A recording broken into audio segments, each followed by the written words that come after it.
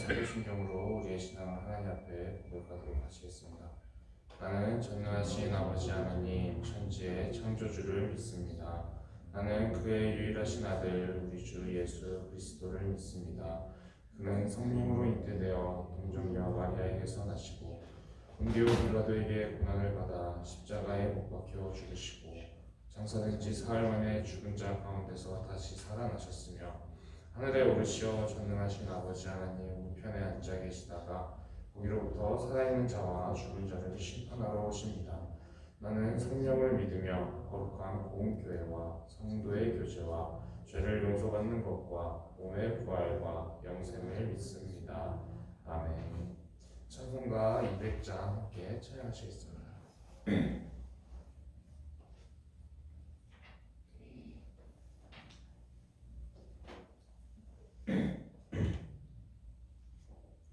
찬송가 200장입니다. 함께 찬양하시겠습니다.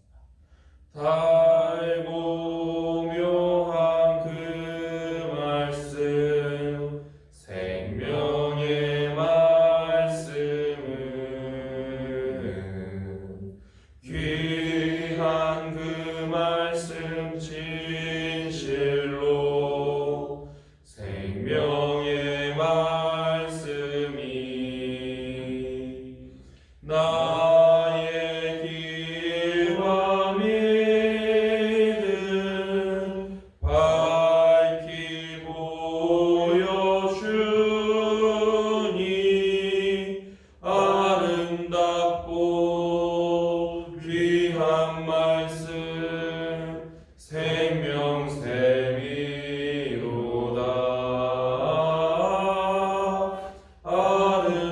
아름답고 귀한 말씀 생명샘이로다.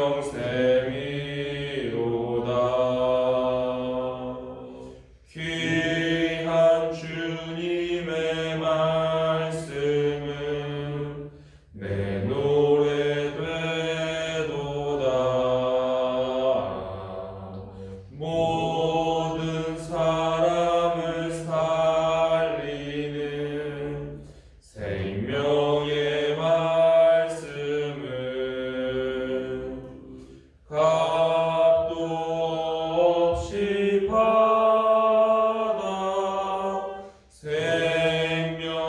생명길을 가니 아름답고 귀한 말씀 생명샘이로다.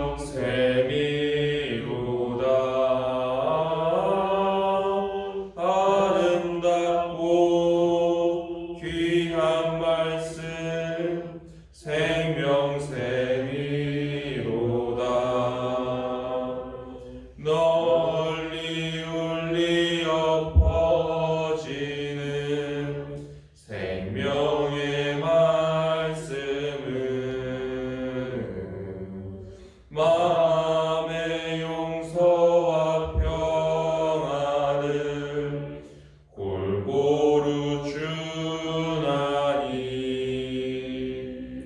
다만 예수 말씀 듣고 복을 받네.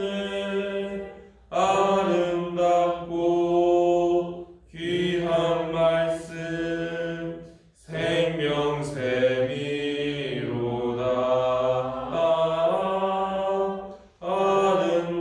아름답고 귀한 말씀 생명샘이로다.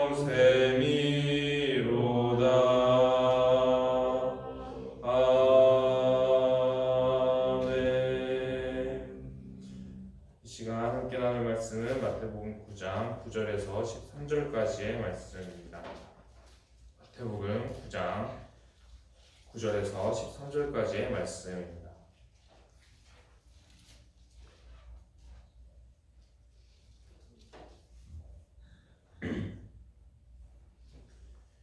오늘의 본문 말씀을 교독하여 읽도록 하겠습니다. 예수께서 그곳을 떠나 지나가시다가 마테라 하는 사람이 세관에 앉아 있는 것을 보시고 이르시되 나를 따르라 하시니 일어나 따르니라. 예수께서 마태의 집에서 앉아 음식을 찾으시되 많은 세리와 죄인들이 와서 예수와 그의 제자들과 함께 앉았더니 바리새인들이 보고 그의 제자들에게 이르되 어찌하여 너희 선생은 세리와 죄인들과 함께 잡수시느냐. 예수께서 들으시고 이르시되 건강한 자에게 병이 쓸데없고 병든 자에게 쓸데있느니라. 함께 읽겠습니다. 너희는 가서 내가 긍휼을 원하고 제사를 원하지 아니하노라 하신 뜻이 무엇인지 배우라. 나는 의인을 부르러 온 것이 아니요 죄인을 부르러 왔노라 하시니라. 아멘.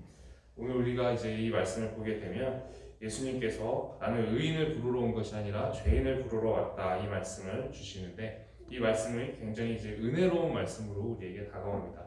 우리가 이제 구약을 보게 되면은 이제 하나님께서 주의 백성들이 이제 하나님의 기준에 미치지 못했을 때, 하나님의 말씀대로 살지 못하거나 죄를 짓거나 이랬을 때 그 불신앙으로 인해서 굉장히 크게 이제 벌을 받는 모습들을 많이 볼 수가 있습니다. 그런데 이제 신약으로 오게 되면 이제 예수님께서는 많이 품어주시고 또 이제 십자가에 못 박는 사람들을 위해서도 기도해 주시고 이렇게 하시다 보니까 어떤 분들은 이제 이 구약에 나타난 하나님과 이 신약에 나타난 하나님의 모습이 너무 달라서 이게 같은 하나님이라고 어떻게 봐야 되는지를 이제 혼란스러워 하시는 분도 이제 상당히 가끔씩 만날 때가 있습니다. 그런데 이제 우리가 이 부분에 대해서 생각을 해보게 되면 이제 방금 결혼한 신혼 부부와 또 한 30년, 40년 함께 산 그 부부의 관계는 서로 다를 수밖에 없지 않습니까? 그 신혼 부부는 이제 서로 굉장히 사소한 걸로도 싸울 수가 있습니다. 이제 서로 치약을 앞에서부터 짰다고 이제 굉장히 이제 그것 때문에 막 계속 다투고 싸우고 그러기도 하는데, 어떤 이제 남편이든 아내든 계속 이 사람이 아무리 얘기하고 아무리 이렇게 다투고 해도 그래도 평생을 그 치약을 앞에서부터 짜는 사람이라고 한다면은 어느 순간부터는 이제 더 이상 그걸로 이제 화를 내는 것이 아니라 이 사람은 원래 그렇구나 하면서 그냥 그러려니 하고 이제 품어주거나 아니면 그게 도저히 너무 싫다 그러면 아예 이제 헤어지게 되거나 이런 일들이 있지 않습니까? 그래서 이제 하나님께서도 처음에는 이제 하나님의 뜻에 합당하게끔 살아가도록 사람을 이제 이끌고 사랑으로 인도해 주시고 하셨지만, 아무리 해도 이제 사람이 늘 이제 하나님 앞에서 죄짓고 늘 실망스럽게 이런 그 모습으로 계속 살아가니까 그게 이제 한두 세대에 걸쳐서 그렇게 된 것이 아니라 굉장히 오랜 시간 동안 굉장히 오랜 세대, 많은 사람들을 거쳐서 보니까 다 죄 지으면서 다 실망스러운 모습으로 이렇게 살아가다 보니까 하나님께서도 이제 그러려니 하는 그런 때가 이제 오시게 되는 것이죠. 그러다 보니까 구약에서는 이제 죄로 인해서 이제 진노하시거나 멸하시거나 이런 하나님의 모습이 많이 나타나다가 이제는 이제 죄인을 부르러 왔다고, 의인이 아니라 죄인을 부르러 왔다라고 이렇게 말씀하고 계신 예수님의 모습이 서로 다른 모습이 아니라 이게 같은 관계에서 쭉 관계가 이어지다 보면 이제 신혼 부부와 30년, 40년 산 부부의 관계가 서로 다르듯이 그렇게 이제 우리가 이해하는 것이 합당한 것입니다. 그리고 이제 이 말씀을 보게 되면 이 하나님도 여전히 의인이 있다면 여전히 의인을 더욱더 예뻐하시고 의인에게 더 많은 은혜를 주시고 그 사람을 통해서 하나님의 일들을 행하고자 하실 것입니다. 그런데 보니까 우리가 성경도 그렇게 증언하고 있지만 사람들이 다 죄인입니다. 그러면 모든 사람이 다 죄인이면 하나님도 이제 선택을 하시게 되는 것이죠. 다 그냥 버리든지 아니면 그냥 사랑으로 끌어안고 가시든지 품고 가시든지 그렇게 되는 것입니다. 그러다 보니까 이제 의인을 부르러 온 것이 아니고 죄인을 부르러 왔노라 그러면 의인은 섭섭할 수 있지 않겠습니까? 그러면 섭섭할 것이 없는 것은 의인이 없기 때문에 그렇습니다. 다 죄인이기 때문에, 다 하나님 앞에서 죄인일 수밖에 없기 때문에 결국에 의인을 부르고 싶어도 부르실 수가 없는 것이죠. 그렇기 때문에 이제 죄인을 부르러 와서 이 사람들을 고쳐서라도 어떻게든 이제 믿음으로 이신칭의의 그 원리에 따라서 원래는 이제 기준 미달이지만 그래도 이제 의롭다고 여겨주시고 그렇게 품어가시면서 데려가시려고 죄인을 부르러 이 땅에 오신 것입니다. 그런데 이런 하나님의 뜻을 이제 충분히 이해하지 못하고 이것에 대해서 뭐라고 하는 사람들이 있었습니다.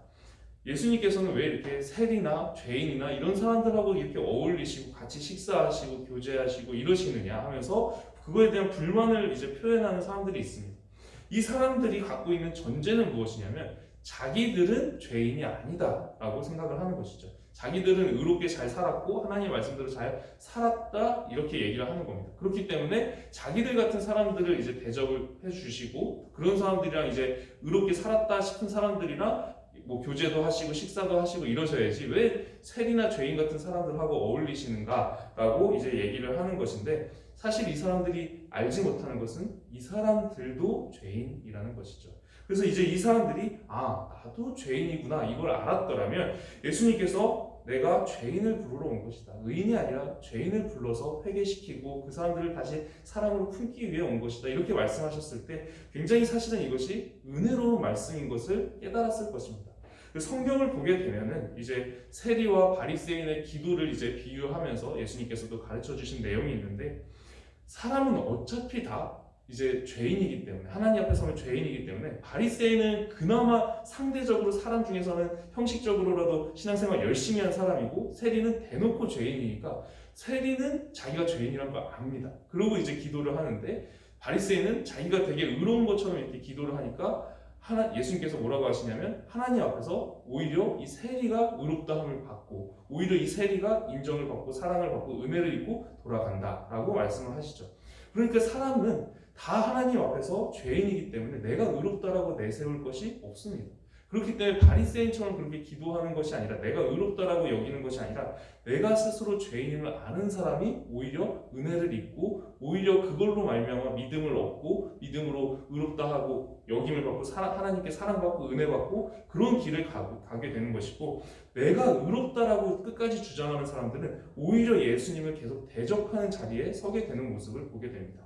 그리고 이 말씀을 보게 되면 또 한 가지 우리가 기독교에 대해서 기독교의 가르침에 대해서 오해하지 말아야 될 부분이 또 하나 나옵니다. 무엇이냐면 이렇게 이제 예수님께서 죄인들을 다 품어주시고 이렇게 말씀을 하시니까 그렇다면은 하나님께서는 이렇게 어떤 사람이 죄를 이렇게 막 짓고 있으면 그냥 그걸 그냥 다 내버려 두시고 그냥 무작정 용납하시고 무작정 묵인하시고 그러신 분이시냐 그게 하나님의 뜻이냐 그럼 우리는 다 그냥 그렇게 하고 있어야 되는 거냐라고 죄악에 대해서 그냥 용납하시고 묵인하시고 그냥 방치해 두시는 분이시냐라는 질문을 오해를 할 수가 있습니다. 근데 이것을 보게 되면 예수님도 맡으신 역할상 그렇게 하신다라는 겁니다. 예수님께서는 이 땅에 우리를 구원하시기 위해서 이제 오셨고 초림 때는 구원자로 오셨고 뭐 재림 때는 이제 다시 심판자의 모습으로 또 오실 텐데 이 초림 때는 구원자의 역할로 이 땅에 오셨기 때문에 그 구원의 사역을 이루기 위해서 그 역할을 행하신 것도 있고 또 사람이 어떻게 하나님 앞에서 살아가야 되는가에 대한 모범을 보여주신 것도 있습니다. 그러니까 하나님께서는 이제 예수님을 통해서 사람이 어떻게 살아가야 되는가, 하나님 앞에서 어떻게 인생을 살아가야 되는가 그 부분에 대해서 말씀을 주시는데 다른 사람이 죄를 짓고 있더라도 나도 똑같은 죄인이기 때문에 내가 나서서 심판자의 자리에 앉아서 이 사람을 정죄할 권한은 없다라는 것입니다. 그렇다면 하나님께서 그럼 그렇게 죄를 짓고 있는 사람이 있는데 이 사람이 계속 하나님을 두려워하지 않고 계속 죄를 짓고 악을 행하고 있는데 그럼 그걸 어떻게 합니까? 라고 물어본다면 하나님께서 벌하신다라는 것이죠. 예수님께서는 십자가에서 그 자신을 십자가에 못 박는 사람들을 위해서도 기도를 해주시죠. 그러나 그 사람들이 실제로 걸어간 길을 보게 되면 굉장히 그 죄에 따라서 예수님을 십자가에 못 박은 그 죄에 따라서 철저하게 나중에 다 벌 받습니다. 그러니까 하나님께서는 다 벌하신다라는 겁니다. 예수님은 맡은 역할상 그렇게 다 사랑으로 품어주시고 이제 인간으로 이 땅에 오신 하나님이시니까 사람은 하나님 앞에서 이렇게 살아가라라고 방향성을 알려주시는 겁니다. 우리는 그냥 다른 사람이 죄를 짓고 있더라도 우리가 심판자의 자리에 앉아서 그 사람을 정죄하거나 그렇게 하는 것은 우리가 하나님의 자리에 올라앉는 것입니다. 그래서 그렇게 하는 것은 하나님의 뜻이 아니다라고 말씀하시는 것이고 그리고 이제 하나님께서 친히 다 이 세상을 공의롭게 다스리고 계시기 때문에 하나님께서 그들을 다 벌하신다라는 것이죠.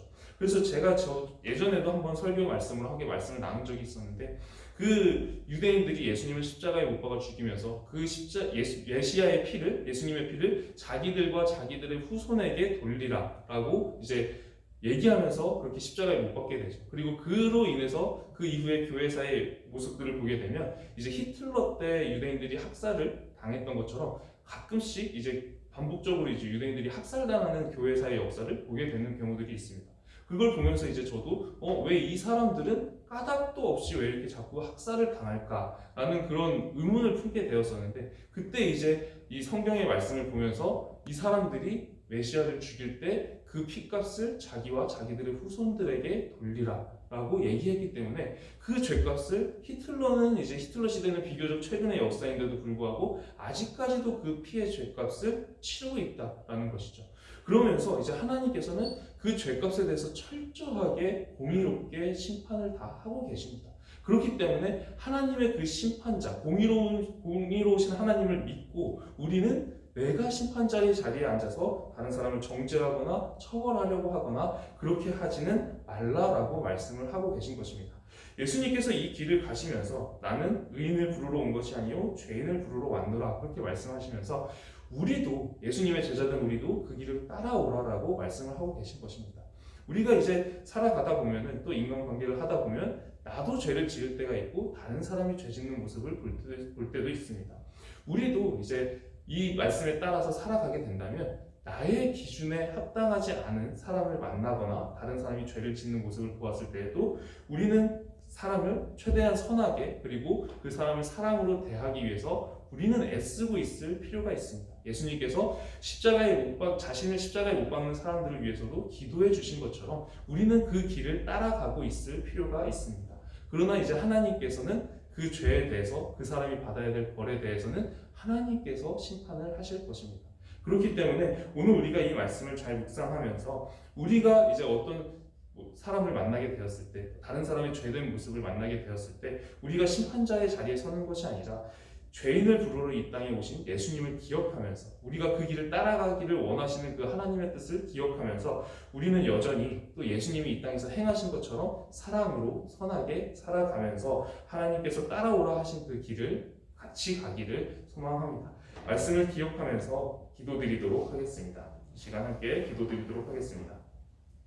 하나님 아버지 감사합니다. 오늘 우리가 함께 말씀을 나누었습니다. 하나님, 예수님께서 말씀하신 것처럼 하나님께서 의인을 부르러 온 것이 아니라 죄인을 부르러 이 땅에 오셨음을 하나님께서 말씀을 하셨습니다.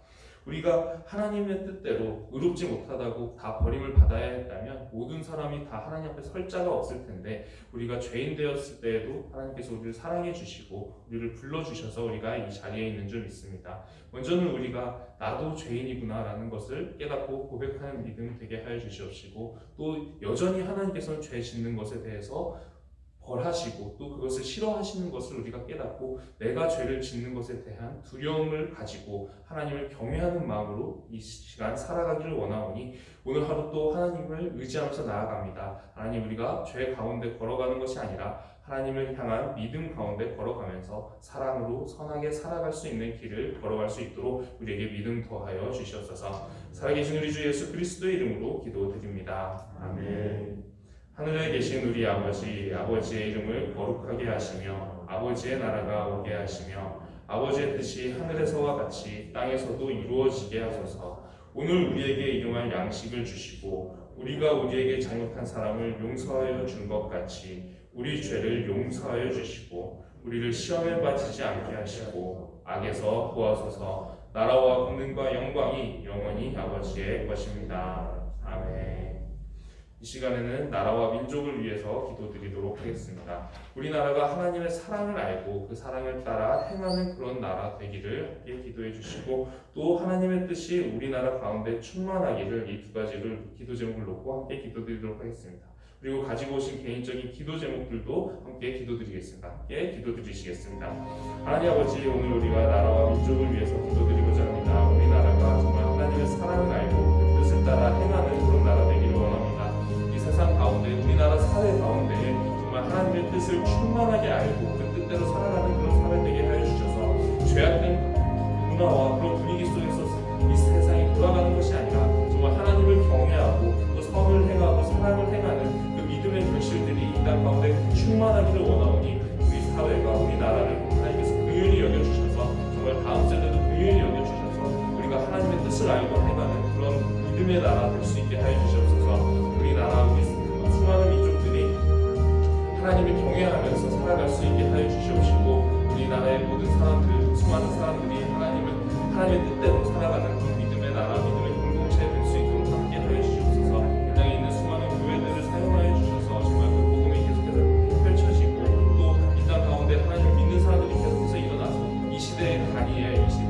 다윗과 같은 사람들, 그런 사람들이 계속해서 일어나서 정말 믿음의 역사가 끊이지 않고 계속해서 이어질 수 있도록